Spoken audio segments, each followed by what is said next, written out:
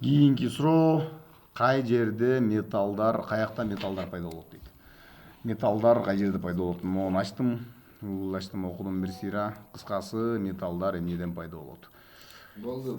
Ааламда баардык нерселер бир нерседен жасалган, бир атомдон жасалган. Бул суутек.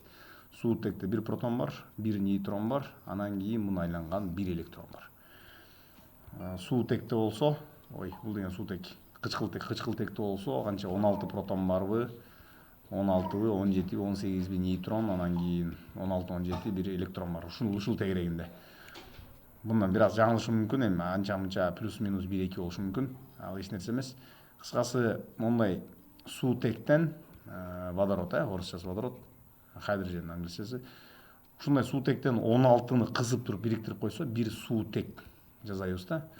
Анан мындан дагы 8-ди бириктирсе, көмүртек жасайбызбы, эсимде жок. Көмүртектин баягы нейтронун санын караш керек. Ошентип баардык нерселер, ааламдагы баардык элементтер мына могу суутектен жасалган. Бирок суутектен жасалыш үчүн суутек, кычкылтек, анан көмүртек дагы бирдемкелер менен биригип отуруп башка металлдар пайда болот. Мисалы үчүн темир пайда болуш үчүн феррум өтө бир чоң бир жылдыз, өтө бир чоң бир басым, анан өтө көп убакыт керек да. Ошентип отуруп анан бири-бирине биригип отуруп анан кийин темир пайда болот. Темирден оорураак алтын пайда болот.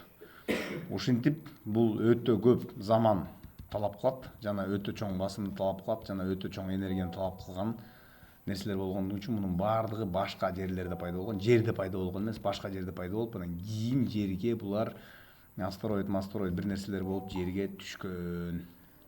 Суроонун жообу ушул. Көңүл бурганыңарга чоң рахмат.